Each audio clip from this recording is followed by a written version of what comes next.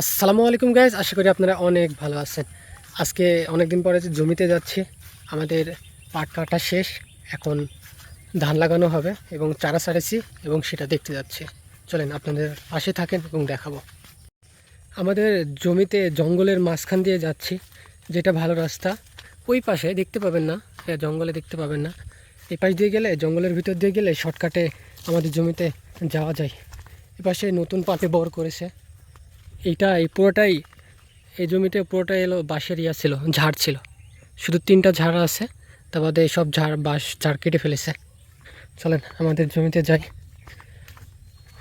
এ পাশ দিয়ে গেলে খুব তাড়াতাড়ি যাইতে পারবো।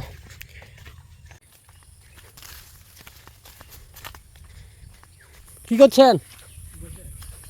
কিছু পাহারা দিচ্ছেন নাকি? এখন তো লিচুরও সময় না, লিচু তো পাহারা দিতে পারছেন না।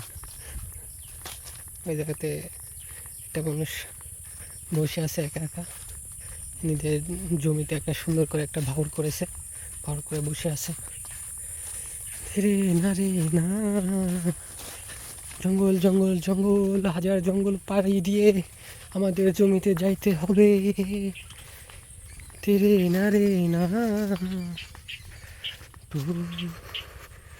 কৃষি কাজ অনেক কঠিন একটি কাজ, সহজ না, কোনো কাজই সহজ না। জঙ্গল জঙ্গল জঙ্গল, হে জঙ্গল, কোনো সাপ বিচ্ছু যেন না সামনে বাদে, অনেক ভয় লাগে এমনিতেই সাপ বিচ্ছু। এটা পুকুর, আর এই পুকুরের পাহাড়ি দিয়ে রাস্তা, পাশ দিয়ে যাইতে হয়। এর আগে একদিন যাইতে তো যে বড় সাপ বেঁধেছিল বাবা, ভয়ই তো 2 দিন আসি নাই। এই যে এগুলো পাট কেটে কেটে রেখে দিয়েছে। এই যে আমাদের জমিতে চলে আসছে, এই যে সামনেই, এই যে চলেন। এই যে একটা মহিলা মানুষ পাট ধোয়াচ্ছে, দেখেন। এই যে এই যে চলে এসছে, একটু জোরে নিই, না হলে পানিতে একদম কাদাতে শেষ হয়ে যাব নি। এই যে দেখেন আমাদের চারা, ধানের চারা অনেক সুন্দর হয়েছে, ধানের চারা অনেক সুন্দর চারা হয়েছে ইনশাআল্লাহ। এই যে দেখেন কত সুন্দর হয়েছে। 3 থেকে 4 বিঘিতে লাগাবো ইনশাআল্লাহ, দোয়া করবেন। সব জমিতে পানি দিয়ে রেখেছে, এই যে দেখতে পাচ্ছেন যতগুলা সামনে থেকে শুধু পানি আর পানি। পাট কাটতে রেখে দিয়েছে, কি তুসলা হয়ে গেছে বাবা রে বাবা। পাট আপনাদেরকে দেখাই, তীরে না রে না, আমার মাথার চুল একদম ছোট হয়ে গেছে বুঝছেন, এর জন্য ক্যাপ করে আসি। এই যে পাটে এখন ওই জমির মালিক এখন পর্যন্ত পাট কাটেনি। এই যে আমি ভিতরে যেতে, ভিতরে ঢুকাই যাবে না, ভিতরে যদি যাই একদম পাট ভেঙে যাবে।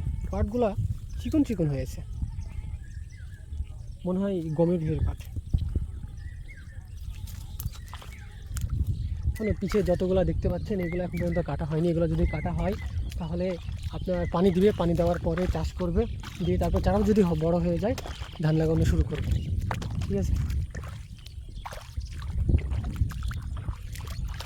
না রে, আমাদের এখানে সবই ঠিক আছে, কিন্তু এখানে পানি দেওয়ার ব্যবস্থা খুবই খারাপ। এই যে হলো ডিপ, ডিপের এখান থেকে পানি বের হয়, 3 পাশ থেকে মানে 2 পাশ থেকে পানি বের হয়। ঠিক আছে, যে পাশটা জঙ্গলে একদম করে আছে, এখন পানি দিচ্ছে না, তার জন্য একদম বন্ধ করে দেওয়া আছে। ঠিক আছে, কিন্তু এই যে ড্রেন, এই যে ড্রেনটা একদম জঙ্গলে ভরা, এই ড্রেনের পানি ব্যবস্থাটা খুবই খারাপ। পানি আপনার যদি দিতে হয় তাহলে এই যে পাইপ আছে, পাইপ পাইপ অথবা ফিতা, ফিতা দিয়ে প্রত্যেকটা জমিতে পার করে নেয়। কিন্তু আমি ইন্ডিয়ায় দেখেছি, তারপরে চীনে দেখেছি, তাদের পানি দেওয়ার ব্যবস্থা কত ভালো। তাদের এত সুন্দর সুন্দর ড্রেন থাকে, ড্রেন দিয়ে যদি হেঁটে যায় পায়ে মনে হয় কাদাও লাগে না। আর আমাদের এদিকে মানে হাঁটার পরিস্থিতি থাকে না, এমন একটা অবস্থা। দেখেন কি একটা অবস্থা, কত মানে বাংলাদেশের জন্য তো কোনো দিক দিয়ে উন্নতি না, পানি দেওয়ার ব্যবস্থাও অতটা ভালো না। কি একটা অবস্থা, এটা কোনো অবস্থা বলেন? এটা কোন দিক দিয়ে যায়?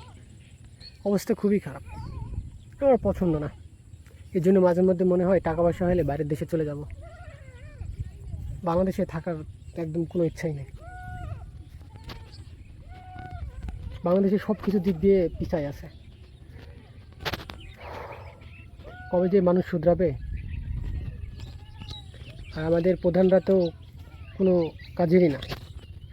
তারা শুধু নিজের টাকার বলে ক্ষমতা অর্জন করে, ক্ষমতা অর্জন করার পরে টাকা বেশি করে ইনকাম করে করে বাইরের দেশে চলে যায়। কেউ তো থাকে না বাংলাদেশে, শুধু পাচার করে টাকা। আমি নতুন ব্লগিং শুরু করেছি। আমি তেমন এডিটর জানি না, তেমন ভালো ভিডিও করতে পারি না। আমি কেবল শিখতেছি। আপনারা আমার ভিডিও কেমন লাগে অবশ্যই একটু জানাবেন। আর কি কি সমস্যা আছে অবশ্যই সেটাও জানাবেন, তাহলে আমি আরও সুন্দর করতে পারবো এবং শিখতে পারবো। ধন্যবাদ। আসসালামু আলাইকুম।